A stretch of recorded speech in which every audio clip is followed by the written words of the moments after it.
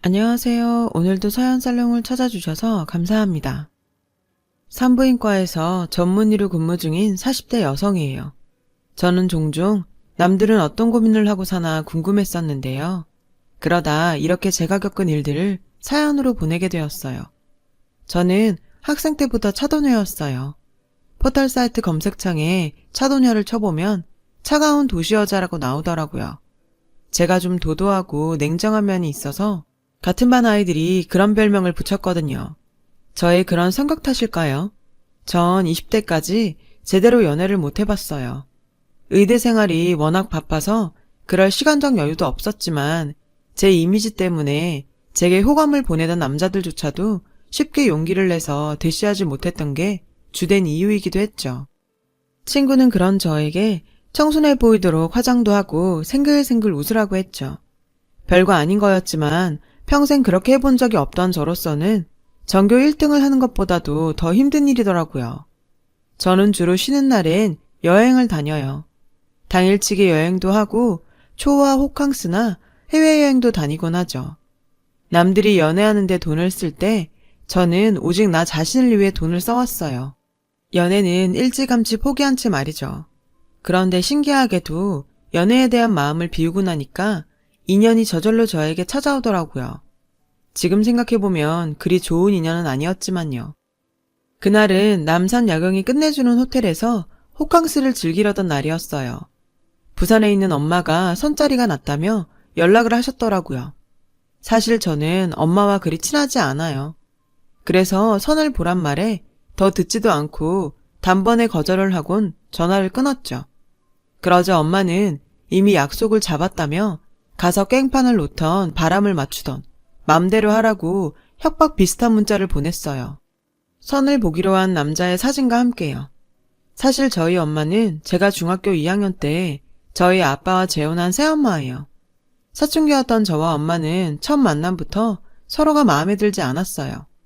하지만 어차피 이렇게 만난 거 서로에게 피해주지 말고 각자 선 지키며 살자고 암묵적인 약속을 해온 거죠. 제가 의사가 되고부터는 가끔 이렇게 선을 넘고 계시지만요. 저희 아빠는 부산에서 꽤 유명했던 입시학원을 운영하셨어요. 친엄마는 수학 강사로 일하셨는데 저를 낳다가 과다출혈로 세상을 떠나셨고 아빠 홀로 저를 키우셨어요. 새엄마 역시 아빠가 운영한 학원의 과학 강사였어요. 결혼 실패로 시래에 빠져 있다가 비슷한 처지인 저희 아빠와 동병상련의 감정으로 시작해 재혼까지 하게 되신 거죠. 저는 아빠도 아빠 인생을 살 권리가 있다고 생각했고 그래도 저는 두 분의 결혼을 반대하지 않았어요. 다만 두 가지 조건을 걸었죠. 첫째, 새엄마를 엄마라고 부르지 않겠다. 둘째, 엄마랍시고 내 영역을 간섭하거나 침범하지 않았으면 좋겠다.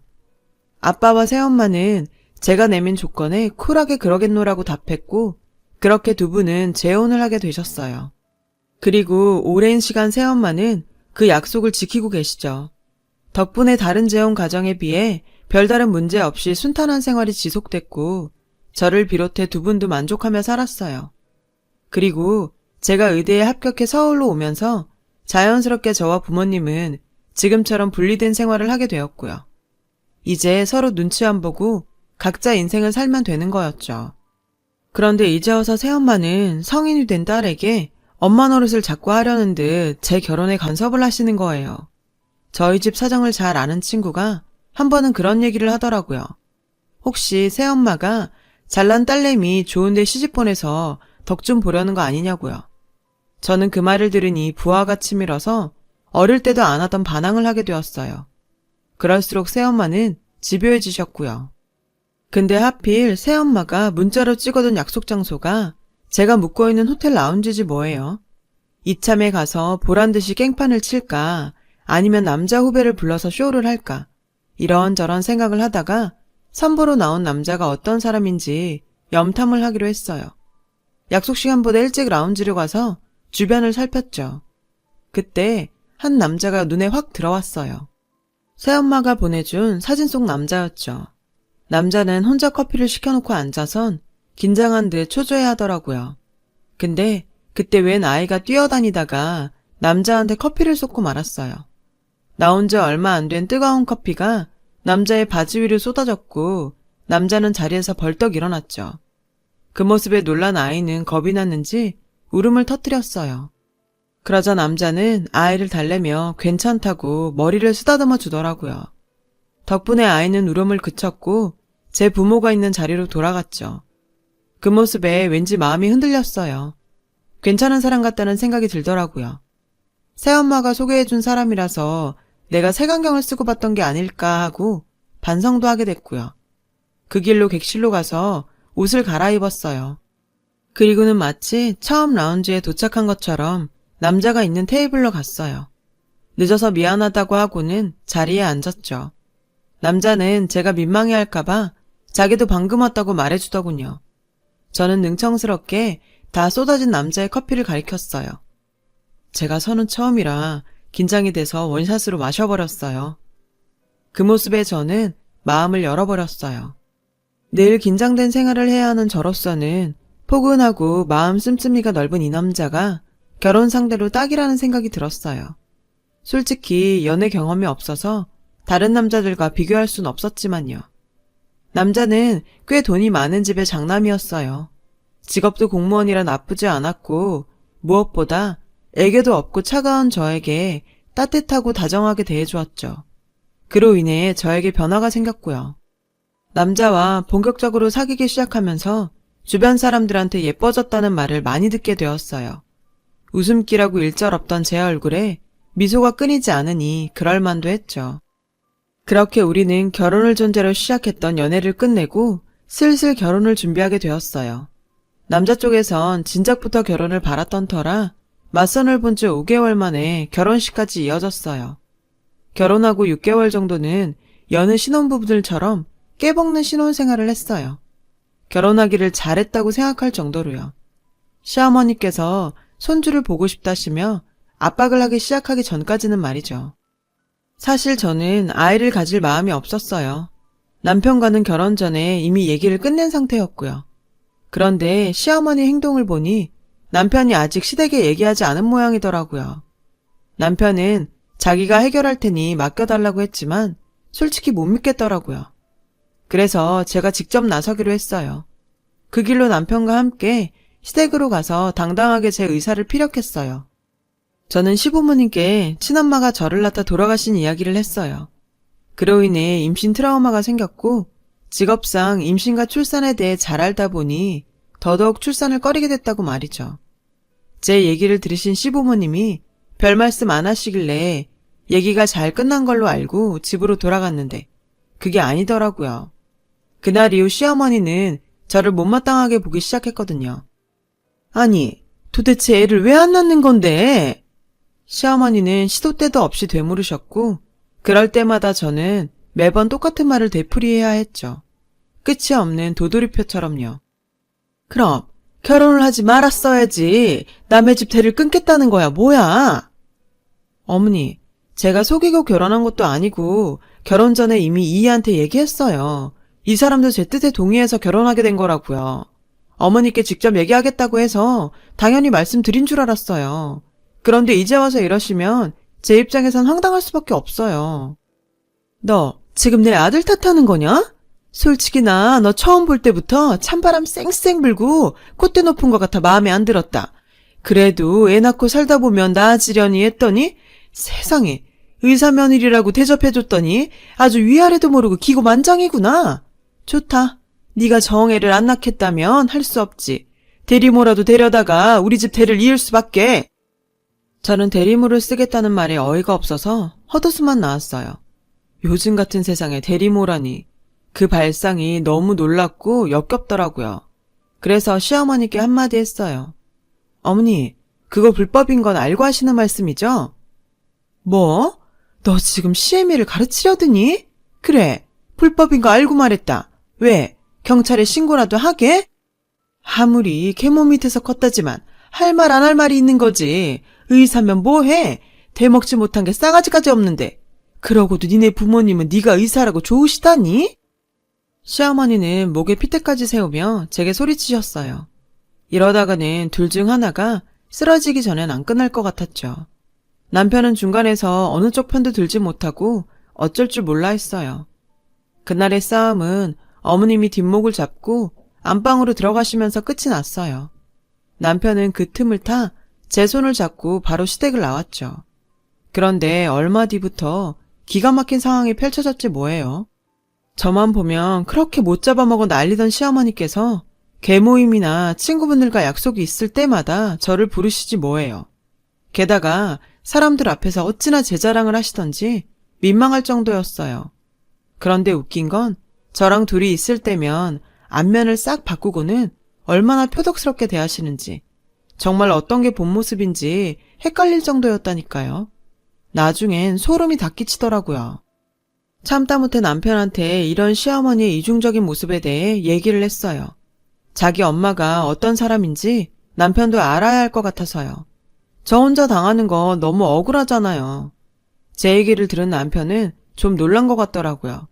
그러면서도 어머니께서 심통이 나서 그러시는 것 같다며 시간이 지나면 괜찮아질 거라고 애써 저를 다독이더군요. 하지만 남편의 말과 다르게 시어머니의 태도는 시간이 지나면 지날수록 점점 심해졌고 누가 손주를 봤다는 소리라도 들으면 그 주 내내 저를 괴롭히셨어요. 급기야 저에게 이런 말씀까지 하셨죠. 혹시 너 몸에 문제 있는 거 아니니? 그래서 애 안 갖는다고 선수 친 거 아니냐고. 그래서 저는 건강검진 확인서라도 떼서 보여드려야겠냐고 했더니 네가 의사인데 그거 조작 못하겠니? 내가 널 어떻게 믿어? 글쎄 이러시며 생떼를 쓰시지 뭐예요. 이쯤 되니 시어머니와는 절대로 잘 지낼 수 없겠다는 판단이 서더라고요. 그렇다고 남편한테 나랑 어머니 중 하나를 택하라고 할 수도 없었죠. 그래서 그냥 시어머니를 철저하게 공기처럼 생각하기로 마음먹었어요. 무슨 말씀을 하셔도 그러려니 하기로요. 그런데 이런 제 태도가 시어머니한테는 약 올리는 것처럼 느껴졌던 모양이에요. 결과적으로 상황은 점점 더 나빠졌어요. 한 번은 아이가 생기는 부적을 써와서 저희 집 곳곳에 숨겨놓으셨더라고요. 저는 청소하다 그걸 발견하고는 이젠 하다 별짓을 다 한다 생각했어요. 그런데 문제는 시아버님 생신날 터지고 말았죠. 식사 중에 물을 마시려고 일어선 저에게 시어머님이 그러시는 거예요. 너는 다른 거 말고 이 물 마셔라. 그러시면서 컵을 건네셨는데 아무리 봐도 물 색깔이 이상해서 찜찜했어요. 그래서 그냥 생수 마시겠다고 물잔을 내려놓았더니 버럭하시더라고요. 너는 무슨 애가 한 번에 고분고분하게 말을 듣는 적이 없니? 그리곤 제게 억지로 물을 먹이셨어요. 아버님 생신이라 꼭 참고 있었는데 더는 못 참겠더라고요. 전 제 입에 억지로 물을 먹이는 시어머니 손에서 물잔을 빼서 벽에 던져버렸어요. 쨍그랑 소리를 내며 물컵이 산산조각이 났고 시댁 식구들은 놀라서 입이 떡 벌어지고 말았죠. 지금 뭐 하는 짓이야? 보다 못한 시아버님은 그날 처음으로 제게 불같이 화를 내셨어요. 하지만 저도 그냥 넘어갈 수만은 없어 시아버님께도 굽히지 않았어요. 아버님, 소란 피워서 정말 죄송해요. 하지만 제가 이렇게 비인간적으로 하시는 건 저도 참을 수가 없어요. 어머니, 그 물에 뭐 타셨어요? 뭐를 타셨길래 억지로 먹이시려는 거예요?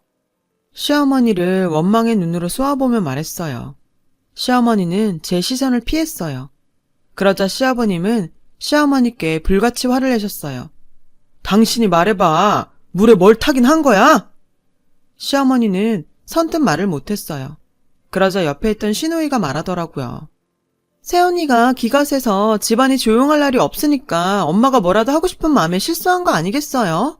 그러니까 아버지도 너무 엄마한테만 뭐라고 하지 마세요. 저를 원망하는 투로 말했어요. 남편은 그저 망연자실한 표정이었고요. 순간 나만 아니면 남편과 시댁 식구들이 이렇게 살얼음판을 걷지 않아도 될 텐데 하는 생각이 들더군요. 그래서 조용히 시댁을 나왔어요. 그리고 저를 따라 나온 남편한테 진지하게 이혼 얘기를 꺼냈죠. 남편은 펄펄 뛰었지만 집안의 평화를 위해서는 이 길밖에 없다고 설득했어요. 당신이 좀 져줘도 되잖아. 당신한테 말은 안 했지만 나도 애 갖고 싶어. 그래서 부모님께 말씀 못 드렸어. 언젠간 당신이 마음 바꿔주길 바랬는데 꼭 이렇게까지 해야겠어? 뭐? 이제 와서 그렇게 말하면 어떡해. 내가 결혼 전에 이미 말했잖아. 난 애기 낳기 싫다고. 난 자신이 없단 말이야. 엄마 없이 자란 내가 엄마 노릇이 뭔 줄 알고 하겠냐고. 남편한테 뒤통수를 맞은 기분이었어요. 그래서 그동안 쌓였던 화를 남편한테 쏟아냈죠. 그러자 남편이 그러더군요. 애는 내가 다 키울게. 내가 평생 자기 종처럼 살 테니까 제발 마음 좀 바꿔줘. 난 당신이 의사라서 좋아한 적도 없고 그냥 있는 그대로의 당신이 좋아. 당신이랑 평범하게 애 낳고 잘 살고 싶어. 바라는 건 그거밖에 없다고. 그러니까 제발 당신이 마음 좀 바꿔주라. 그럼 우리 엄마도 앞으로는 이상한 짓 안 할 거고 우리 모두 잘 살 수 있어. 남편은 그렇게 온 동네가 떠나가도록 소리쳤고 결국 주저앉아 울었어요. 그 모습을 보니 제 마음도 편치 않았어요. 하지만 저는 그런 남편의 마음을 받아줄 수 없었죠. 오히려 저만 떠나면 저 착한 남자는 좋은 여자 만나서 행복하게 살 수 있을 거라고 생각했어요. 그렇게 우리는 결혼 1주년을 앞두고 이혼을 했어요.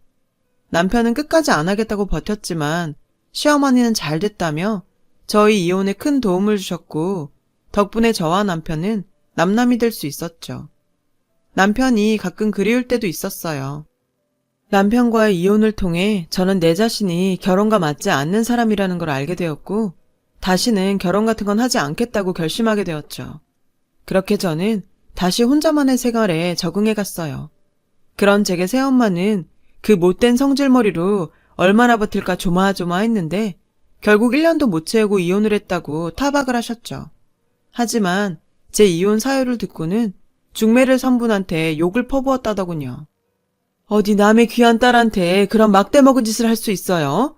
내가 당장이라도 쫓아가서 그 옆에 내 머리털을 죄다 뽑아버릴까 하다가 내 딸 얼굴 봐서 참은 줄이나 알라 그래요. 아빠한테 그 얘기를 전해 듣는데 기분이 묘하더라고요.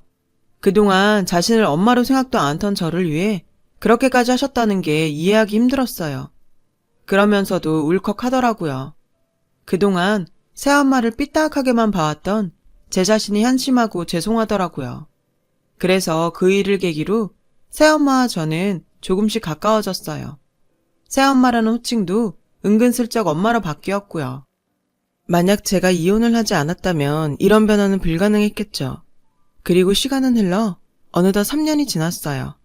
저는 여전히 혼자 제 멋에 사는 차도녀로 살고 있었죠. 그러던 어느 날이었어요. 그날은 당직을 서는 날이었는데 유달리 응급 환자가 많았어요. 수술을 마치고 커피라도 한 잔 마셔야겠다 생각하며 복도로 나섰는데 낯익은 사람들이 보이지 뭐예요. 바로 전 시부모님과 전 남편이었어요. 누군가와 다투고 있더라고요. 무슨 일인가 궁금하기는 했지만 괜히 얽히고 싶지 않아서 저는 모른 척 지나가려고 했어요. 그런데 사돈, 손주 보자고 지금 제 딸을 죽이겠다는 겁니까? 전 시어머니가 상대하게 하는 소리였어요. 그럼 남의 집 대를 끊겠다는 거예요? 그러게 누가 딸을 낳으래요? 그래놓곤 자궁을 드러낸다니 기가 막혀서. 제가 결혼 전에 분명히 말했죠. 우리 아들이 4대 독자라고요. 아들만 낳아주면 시집살이도 안 시키고 떵떵거리고 살게 해준다고요. 그때 좋다고 한 게 누굽니까? 그런데 이제 와서 우리 집 대를 끊어요? 안 됩니다. 절대 동의서에 사인 못해요. 그러자 전 시어머니는 무릎까지 꿇고는 상대 여성에게 싹싹 빌더라고요. 저는 간호사에게 무슨 일인지 물었고 그제야 사건의 전말을 알 수 있었죠. 전 시누이가 딸아이를 낳다가 그만 과다출혈로 인해서 자궁을 드러내야 하는 상황이 됐더라고요. 수술을 앞두고 동의서에 보호자 사인을 받아야 하는데 시누이 시어머니가 반대를 하고 나선 거였죠. 손주를 봐야 하는데 자궁을 드러내면 어떡하냐며 길길이 날뛰면서요. 딸아이 목숨이 달린 상황에 손주 볼 생각만 하는 사돈 앞에서 전 시어머니는 동의서에 사인 좀 해달라고 애걸복걸을 하고 있었고요. 아무리 끝난 사야라지만 저도 모르게 화가 치밀더라고요. 이보세요 아줌마. 지금 이러는 사이에 환자가 죽을 수도 있어요. 생기지도 않은 손주 얻겠다고 며느리를 죽일 셈이냐고요. 그러다 며느님이 죽으면 그깟 자궁이 무슨 소용이에요. 그리고 거기 남편분, 당신은 도대체 뭐하는 사람입니까? 아내가 죽어가는데 먼 산 바라보듯 하고 있을 거예요? 이럴 거면 당장 이혼하고 새장가 가요. 이대로 마누라 죽이고 새장가 가나, 자궁 없는 마누라랑 이혼하고 새장가 가나, 당신한텐 똑같은 거잖아. 자기 아내도 못 지키는 주제에 무슨 대를 잇는다고 이 난리야. 당신 살인 방조로 고소하기 전에 당장 사인해. 전 흥분해서 동의서를 신우이 남편한테 들이밀었어요. 그러자 겁에 질려 사인을 하더군요. 인턴은 동의서를 받아들고 수술실로 달려갔고 그 모습에 화가 난 신우이의 시모가 제게 삿대질을 했어요. 의사면 다야? 어디 환자 보호자한테 협박질이야. 뭐? 살인방조? 당신 정말 우리랑 해보자는 거야, 뭐야? 제가 한마디 하려는 그 순간 누군가 제 앞으로 나섰어요. 전 시어머니였죠. 당신이야말로 우리랑 해보자는 거야? 사경을 헤매는 며느리 앞에서 대의을 걱정부터 하는 게 인간이 할 짓이야? 그래놓고 어디 감히 남의 며느리한테 삿대질이야. 며느리? 이봐요, 사돈. 이 의사가 왜 그쪽 며느리예요? 이젠 아주 정신까지 나갔나? 순간 전 시어머니는 풀이 죽은 얼굴로 제 눈치를 슬쩍 살피더라고요. 그 모습에 나도 모르게 가슴속에서 뜨거운 무언가가 올라오는 것 같았어요. 그래서 저도 모르게 질러버렸죠. 맞아요. 저희 집 며느리예요. 수술실에 들어가 있는 사람은 제 시누이고요. 근데 그게 뭐가 중요하죠? 저는 지금 당신들 앞에 의사로 서 있는 거예요. 환자의 목숨을 구할 의무가 있고 이를 방해하는 사람한테는 무슨 짓이든 할 겁니다.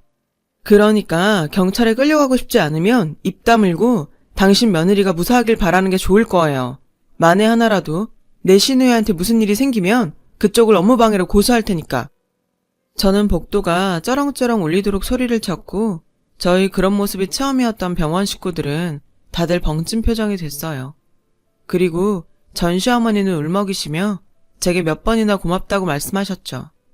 결국 시누이의 시모는 보안과 직원들 손에 이끌려서 병원에서 쫓겨났고 시누이의 수술은 무사히 마칠 수 있었죠. 위험한 고비가 있었지만 다행히 출혈도 잘 잡혀서 수술이 잘 됐다고 하더군요. 그날 이후 전 남편은 저에게 매일 찾아와 다시 시작해보자며 구애를 했어요. 아무리 생각해도 자기는 저 아니면 안 되겠다면서요. 저도 흔들리긴 했지만 다시 이전으로 돌아가고 싶진 않았어요. 그러던 어느 날이었죠. 진료가 끝나고 퇴근을 하려는데 누가 진료실 문을 두드리더라고요. 전 시어머니였어요.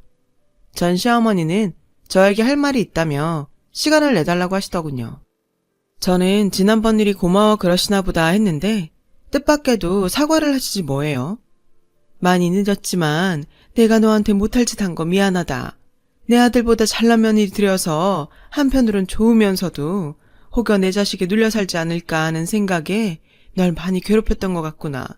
나이값도 못하고 내 가슴에 못도 많이 박았고 말이다. 그런데도 우리의 목숨도 구해주고 내가 너한테 큰 신세를 졌다. 지난 일은 모두 내가 잘못했다. 이 못난 시애미를 용서해다오. 눈물을 글썽이시며 사과를 하시는 모습을 보니 가슴이 뭉클하더라고요. 그럼에도 애써 감정을 숨기며 말했어요. 저 아닌 다른 의사였어도 그렇게 했을 거예요. 저희는 환자가 우선이니까요.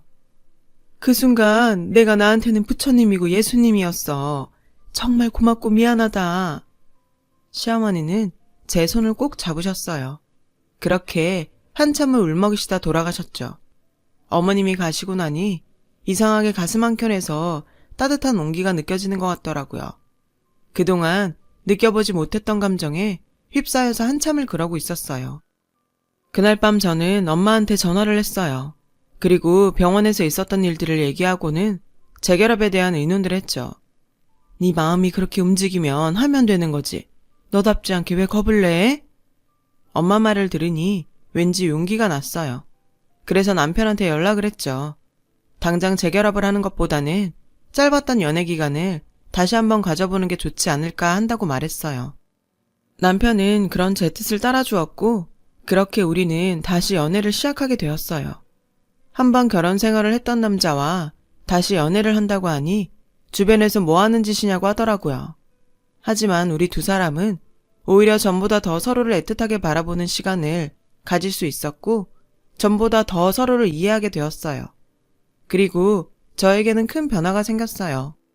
사실 시누이 수술 문제로 시끄럽던 그날 저는 시댁에 옛 정이나마 시누이 편을 들었던 게 아니에요. 또 한 가지는 저희 친엄마가 저를 낳다가 과다출혈로 손도 제대로 못 써보고 세상을 떠나셨거든요. 그래서 신호이와 저희 엄마랑 오버랩이 됐던 거죠. 다행히도 그 일로 시어머니는 제게 마음을 열게 되셨고 전 그동안 가지고 있던 출산 트라우마를 이겨낼 수 있게 되었어요. 여전히 남편과 저는 연애를 하고 있어요. 물론 시댁에선 빨리 재결합을 하길 바라는 눈치지만 또다시 실패하고 싶지 않아서 신중하고 싶어요. 아직은 저의 뾰족한 성격이 걱정이 되거든요. 그래서 이제는 가시를 다듬는 시간을 가지려고 해요. 누구를 먼저 탓하기보다 제가 먼저 변해야 지난 실패를 반복하지 않을 수 있을 것 같아서요. 제 긴 이야기를 들어주셔서 감사드려요. 여러분 모두 건강하고 행복하시길 바랍니다. 여러분, 사연 댓글에 응원과 현명함 좀 부탁드려요. 좋아요와 구독은 저에게 큰 힘이 됩니다. 오늘도 좋은 일 가득하세요.